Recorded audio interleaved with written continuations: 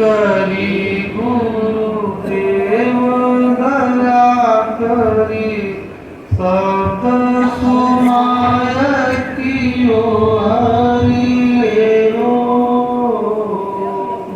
ज्यो रवि के उदय सपना सत दूर कियो ब्रह्म भागी अंधेरो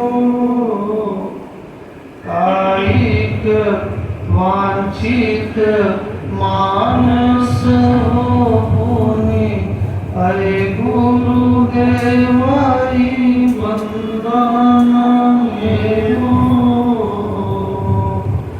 बोलिए सतगुरुदेव की जय। प्रातः स्मरणीय परम पुरुष परमात्मा सतगुरु बंदीश्वर कबीर साहब एवं इस पावन धरा पर उपस्थित मृत मंगलमय संत समाज धर्म स्नेही बंधुओं श्रद्धा मूर्ति माता को आज का यह शुभ अवसर हम सबको प्राप्त हुआ। हर महीने के पूर्णिमा के दिन हम सबको ये शुभ अवसर प्राप्त होता है और इसी भाव से इस महीने में भी ये पूर्णिमा का अवसर हम सबको प्राप्त हुआ और आज का ये जो पर्व है, ये दिन है, ये पर्व आज एक महापुरुष की जयंती भी है। शायद आप लोग जानते हैं भगवान बुद्ध की आज जयंती है और हम सबको ये पूर्णिमा का अवसर दो लाभ मिला। एक तो भगवान बुद्ध की जयंती है और दूसरा हम लोग पूर्णिमा के अवसर पर ये कार्यक्रम का आयोजन होता है। आज भगवान बुद्ध को उनको महामानव बताया जाता है। आज उनके बारे में हम लोग थोड़ी चर्चा कर रहे हैं क्योंकि आज अगर विश्व में देखेंगे तो अगर अपने भारत की अगर पहचान है तो विशेष करके भगवान बुद्ध के नाम। कहीं भी हम लोग कहीं भी विदेशों में जाते हैं तो भगवान बुद्ध के विदेश के लोग तुरंत करते हैं कि बुद्ध की धरती से आप लोग आए, या हम लोगों को बताना पड़ता है कि बुद्ध की धरती से, क्योंकि आज बहुत से कंट्री ऐसे हैं कि जो कि भगवान बुद्ध को फॉलो करते हैं, भगवान बुद्ध को मानते हैं और भगवान बुद्ध की जो विचारधारा थी वो मानवता की विचारधारा थी। इसलिए आज लगभग में तो 27 देशों में उनका जो है कि विचारधारा फैला और सिद्धांत अपने जगह है, लोगों का साधना अपनी जगह है, लेकिन जो मनुष्य के कल्याण के लिए कोई भी महापुरुष अपने वाले वचन को बोला, अगर वो हमारे लिए उपयोगी है तो उसे हमें एक्सेप्ट करना चाहिए। कोई भी महापुरुष, साधना की बात, सिद्धांत की बात तो अपनी जगह, लेकिन जहां तक मनुष्य के लिए, मानवता के लिए जो उनका संदेश, अच्छा संदेश है, उस संदेश को हम लोगों को अपने जीवन में ग्रहण करना चाहिए। और आज हम लोग इस पावन भूमि पर हम लोग उपस्थित होते हैं तो आज अपने आदि गुरु सतगुरु मदन साहब जी की कृपा, उनकी दया, वैसे बंदी छोड़ सतगुरु कबीर साहब का ज्ञान जब प्राप्त हुआ था तो वही ज्ञान की गंगा आज इस ग्राम सभा बढ़िया में लाकर के साहब ने इस ज्ञान की धारा को यहाँ तक पहुँचाया और ज्ञान की धारा हम लोगों का परम सौभाग्य है कि हम लोग इस ज्ञान से जुड़े।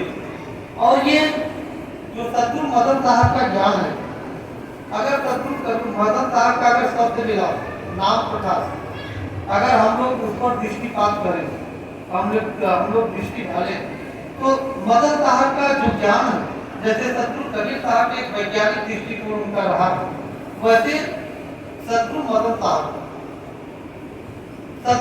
साहब की सत्य की खोज के लिए हर मत मतांतों में गए, लेकिन धीरे धीरे सारे मत मतांतों में जो साधना की पद्धति थी वो धीरे धीरे चेंज होता चला गया। आज जैसे अगर हमको नाम तो नहीं लेना चाहिए, लेकिन अपने कवि पंथ में भी बहुत ऐसे मत हैं जो कि आज शत्रु कविता के विपरीत विचारधारा उनके विचारधारा से एकदम विपरीत ही चलती, तो हम लोग कैसे उसे एक्सेप्ट करते? अगर शत्रु कविता की विचारधारा से उलट वो चल रहे हैं तो कैसे हम लोग एक्सेप्ट करें? तो हम सबको समझने की जरूरत है कि जो शत्रु कबीर साहब का जो ज्ञान था वो ज्ञान मार्ग है, और ज्ञान मार्ग जो है कि सब लोग ज्ञान मार्ग पर चलने की सबकी हिम्मत नहीं, और शत्रु कबीर साहब का जो ज्ञान है वो सहज में सब स्वीकार नहीं करेंगे।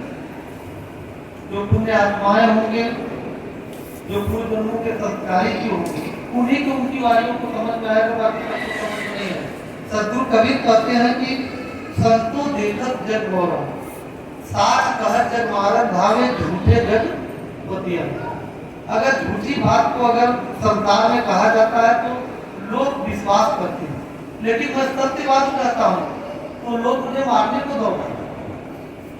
मैं रोऊं या जगत को, मुंह को रोए नहीं को।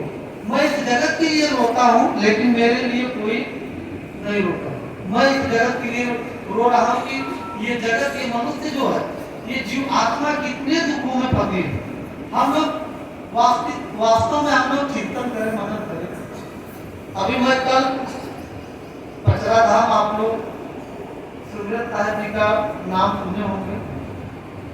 अपने आचार्य गुरु सुमिरन गुरुशरण साहब के शिष्यों में जो है कि 7 शिष्यों में सुमिरन साहब भी एक परम सिद्ध संत थे, और उनकी जो साधन एक घोड़ी हो, उनकी प्रसिद्ध एक घोड़ी, और उन्हीं के धाम से हम लोग कल कार्यक्रम करके आए।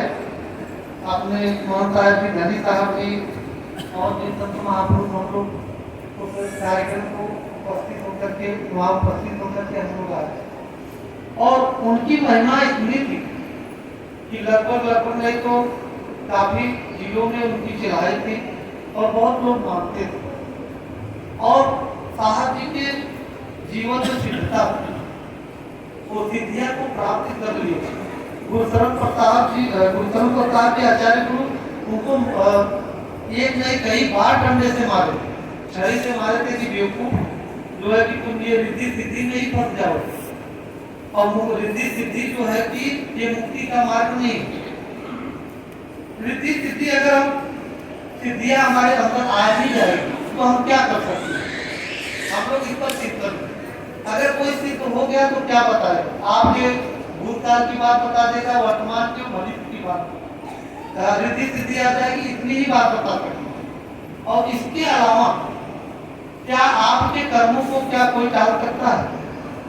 आपके भाग्यों को कोई निकाल सकता है? या जो आने वाला आपका जो आपके जीवन में घटना घटित होने वाला है, क्या उसको कोई रोक सकता है? नहीं रोक सकता।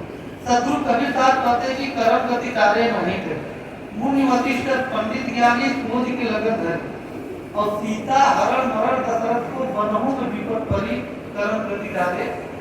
ऐसे महान पुरुषों का उन्होंने उदाहरण दिया, भगवान राम जी का, सीता जी का उदाहरण दिया कि शोध करके उनकी कुंडलियां मिला करके तब जो है कि शादी विवाह संपन्न उनका हुआ था भगवान राम के। और मुनि वशिष्ठ ऐसे पंडित ज्ञानी जो उनका शोध करके लगन था, लेकिन जो उनके कर्म का जो लिखा वो कर्म का लेखा नहीं मिल पाया, और वन में भी गए, वन में काटो कैसे चले। तो लेकिन हम सबको समझने की ये जरूरत है कि जो हमारा कर्म है वो केवल एक चीज से जैसे मिट सकता है, वो है हम सबकी साथ में।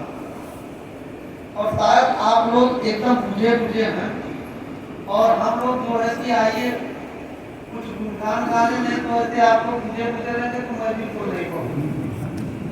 आप लोग साथ में बैठे हैं तो हम सोच रहे हैं कि गलती है कि मेरी बातें अच्छी नहीं लग रही है, मेरा सत्संग अच्छा नहीं लग रहा है, मुझे ऐसे मुझे आप लोग बैठे। अब धीरे धीरे भजन साहब में भजन तो सुनाते हैं, लेकिन आइए हम लोग गुणगान करें, इस ज्ञान के गंगा में हम लोग डुबकी लगा रहे हैं, तो उसी की महिमा को गाएं। ज्ञान गंगा नहाओ प्यारे मना, ज्ञान गंगा नहाओ प्यारे मना। आवाज नहीं आ रहा। ज्ञान गंगा नहाओ प्यारे मना, गंगा नहाओ प्यारे मना। आप लोग बोलेंगे तो पीछे से आप लोगों का आवाज आना ही चाहिए। आप लोग जो है कि अब धीरे धीरे हमको भगत लोग जो है कि धीरे धीरे थोड़ा गायकी सिखा दिए, तो आप लोग भी गाइए ना। लेकिन और चीजों के लिए आप लोगों को नहीं करना पड़ता है, भजन में आप लोग पीछे रहते। और बाकी सेवा तो आप लोगों का तो महान है ही, सेवा तो करते हैं, लेकिन भजन में भी आगे रहना चाहिए। कि ज्ञान गंगा नहाओ प्यारे मना, ज्ञान गंगा नहाओ प्यारे मना, ज्ञान गंगा नहाओ प्यारे मना। हमारे भगत जी लोग प्लस हो रहे हैं, माता ने पढ़ा। भगत जी लोग जो है कि प्लस हो रहे हैं, इनकी आवाज ज्यादा आ रही है, और आप लोग माइनस में हैं। और थोड़ा सा अपना जो है कि आप लोग भी वॉल्यूम बढ़ाइए, और क्योंकि झगड़े में सबसे ज्यादा तेज आप लोग ही होते हैं। भगत जी लोग कमजोर होते हैं, लेकिन आप लोग सबसे तेज होते हैं, तो फिर भजन में भी तेज रहे। ज्ञान गंगा नहाओ प्यारे मना, ज्ञान गंगा नहाओ प्यारे मना, ज्ञान गंगा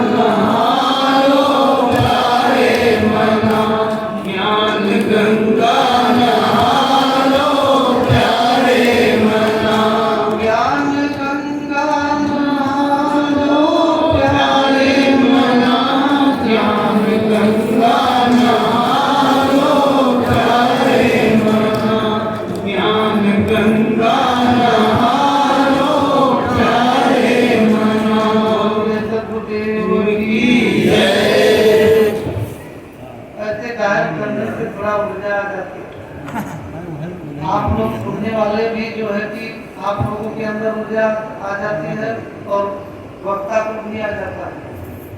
तो कम से कम बीच बीच में हम आप लोगों को बार बार नहीं करना पड़ेगा ना।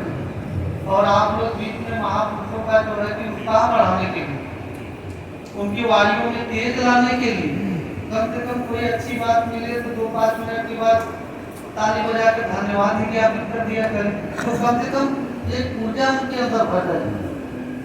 तो आज हम लोग बड़े सौभाग्यशाली हैं कि सद्गुरु कबीर साहब के ज्ञान से हम लोग जुड़े हुए हैं, और ज्ञान से जुड़े हैं तो ज्ञान मार्ग पर हम लोगों को चलना चाहिए, और ज्ञान मार्ग पर चल करके ही हम सबका कल्याण होगा। और दीक्षा लेने के बाद अगर हम लोग उस मार्ग पर ज्ञान मार्ग पर नहीं चल रहे, तो ये हम सबका परम दुर्भाग्य है कि हम लोग ज्ञान से जुड़ करके और ज्ञान मार्ग पर नहीं चल पाते। हम अपने जीवन में कैसे परिवर्तन लाए, अपने जीवन को हम कैसे बदलें, हम लोगों को इस पर चिंतन करना चाहिए। हम लोग दीक्षा लेते हैं तो दीक्षा लेने के बाद हमारा पुनः दूसरा जन्म होता है। एक जन्म माता पिता की कृपा से हम सबको शरीर प्राप्त होता है, और दूसरा जन्म गुरु के शरण में होता है। और हमारे दूसरे जन्म जब होता है तो हम लोग अपने जीवन में हम लोगों को परिवर्तन लाना चाहिए, अपने संस्कारों में, अपने आदर्शों में, अपनी वाणियों में, अपने जीवन में हम सबको मधुरता लानी चाहिए। और जब तक जीवन में मधुरता नहीं होगी, तब तक आप साधना की ऊंचाइयों तक, साधना की पराकाष्ठा तक पहुंच नहीं सकते। और मुख्य है साधना। हम लोग विशेष करके हम फोकस करते हैं कि साधना में जब आप लोग साधना करेंगे तो निश्चित है, ध्यान योग करेंगे तो निश्चित है कि आपके जीवन का दुख समाप्त हो सकता है। लेकिन हम सबको उस मार्ग पर चलने की, कदम बढ़ाने की जरूरत है। अमरा प्रवासी बंदी छोड़ सदगुरु कबीर साहब, आज लोग हम लोग देखते हैं कि हम लोग ये गाड़ी हम लोगों को ये परमात्मा ने दिया, हम लोगों को ब्रेक भी दे दी, स्टीयरिंग भी दे दी। अब इसे हम कैसे चलाएंगे, अब ये डिपेंड हम आप सब पर करता कि हम लोग अपने जीवन को कैसे जी रहे हैं। और आज लगभग नहीं तो हमको देखते हैं कि 30 से 40% विशेष करके माताएं बहनें जो है दुख लेकर के आती हैं। अब दुख आखिर क्यों नहीं कर रहा, दुख का कारण है, उस कारण पर हम लोग कभी फोकस नहीं करते कि आखिर दुख हमारे जीवन में क्यों आता है, अशांत हम लोग क्यों होते हैं, क्या हम लोग इस पर चिंतन करते हैं? हम कभी नहीं चिंतन करते। हम अशांत होते हैं तो क्यों होते हैं? आप डायरी उठा लीजिए और एक दिन लिखना शुरू कर दीजिए, सुबह से लिखना शुरू कर दीजिए कि हम लोग अशांत क्यों होते हैं। आप लोग डायरी पर लिखना दिन भर लिखिए और शाम को एकदम शांत होकर के फिर डायरी को खोलिए कि हम लोग आखिर अपने जीवन में अशांत क्यों होते हैं, परेशान क्यों रहते हैं। हम लोग अपने फालतू इच्छाओं से, आप लोग डायरी में यही लिखा पाएंगे, हम लोग अपने बुरी आदतों से परेशान है, अपने फालतू इच्छाओं से परेशान है कि पर कितना हम कितना धन दौलत एकत्रित हमारे जीवन में हो जाए, वो धन कमाना चाहिए लेकिन उसमें आसक्तियां नहीं होनी चाहिए। मकान बनाइए, दुकान बनाइए, धन को कमाइए और उसका दुरुपयोग न हो। आज हमको भगत जी आज चर्चा सोच रहे हैं कि कुछ खान पान पर चर्चा कर, और खान पान पर विशेष अभी हमें भैया जी आए थे भगत जी के परिवार के, तो उनको मैं समझा रहा था और जो है कि